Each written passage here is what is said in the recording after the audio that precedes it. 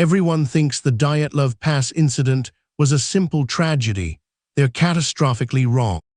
The 9 trekkers, young and full of life, set out into the unforgiving Ural Mountains in January 1959. Their goal, Mount Arorton, a peak known to the indigenous Mansi people as Don't Go There, a name that, in hindsight, carries an unbearable weight of prophecy. Led by Igor Dyatlov, an experienced trekker, the group was well-equipped, skilled, and prepared for the harsh Russian winter. This wasn't a group of novices. They were students and graduates from the Ural Polytechnic Institute, a tight-knit and resilient team. On February 1st, they established a camp on the slopes of Kalatsiek, or Dead Mountain, just a few miles from their objective. That night, something inexplicable happened, something that forced them to tear their tent open from the inside, fleeing into temperatures of -30 degrees Celsius, clad only in their nightclothes.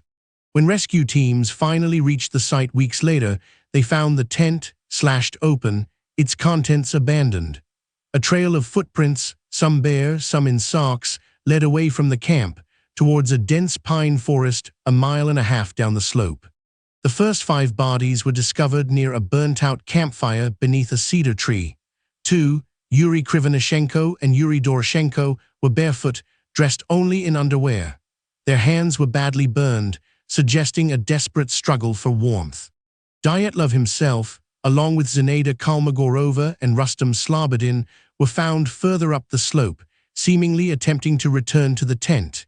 Each perished alone, succumbing to hypothermia, their bodies scattered, facing the direction of their abandoned shelter. But it was the discovery, 2 months later, of the remaining 4 bodies in a ravine that truly cemented the incident as one of history's most baffling mysteries. They were buried under 15 feet of snow, their injuries far more severe. Nikolai Thiborg-Sprignoles had a fractured skull. Lyudmila Dubinina and Semyon Zolotaryov suffered massive chest trauma, as if crushed by an immense force. Dubinina was also missing her tongue, eyes, and parts of her face. What could inflict such injuries?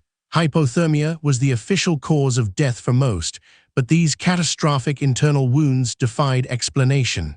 And then there was the clothing. Some of it, found on the later victims, registered abnormally high levels of radiation. The initial Soviet investigation was swift and disturbingly brief.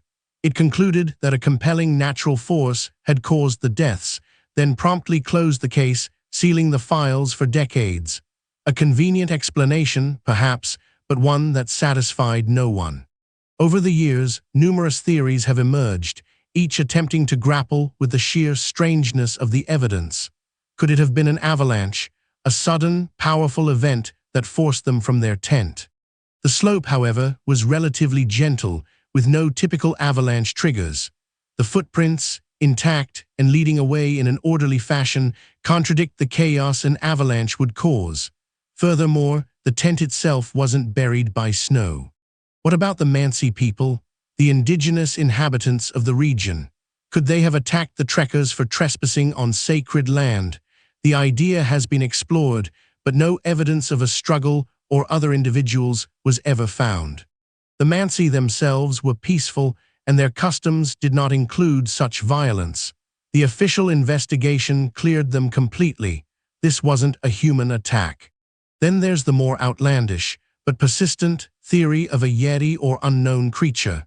The idea of a large, powerful beast inflicting those chest injuries and causing such terror has appealed to many. Yet, tangible proof remains elusive. Perhaps the most unsettling theory involves secret Soviet military testing. The location was remote, perfect for covert operations. Witnesses reported seeing strange fireballs in the sky around the time of the incident. Could a parachute mine, a low-yield weapon, have detonated nearby, creating a powerful pressure wave? This could explain the internal injuries without external marks. The radiation on the clothing adds a chilling layer to this possibility. The theory suggests the trekkers, disoriented and injured by the blast, fled, only for the military to cover up the incident. The sealed files and the hurried conclusion certainly fuel this suspicion. However, critics point out the lack of shrapnel or other blast evidence. And while the idea of a cover-up is compelling, conclusive proof of military involvement has never surfaced, despite decades of speculation. A more recent, scientifically informed theory suggests a rare meteorological phenomenon, an infrasound event. This involves extremely low-frequency sound waves, inaudible to humans, but capable of inducing panic, nausea, and disorientation. Strong winds passing over the unique topography of Khalat Siek could have generated these waves, creating a collective terror that drove the trekkers from their tent. The subsequent hypothermia and a small, delayed slab avalanche could explain the injuries. This explanation, put forth by researchers in 2019, offers a compelling, albeit complex, naturalistic solution, attempting to reconcile disparate pieces of evidence into a coherent narrative. It's not without its own questions, but it aligns with known physics. Ultimately, the Dyatlov Pass incident remains shrouded in a chilling ambiguity.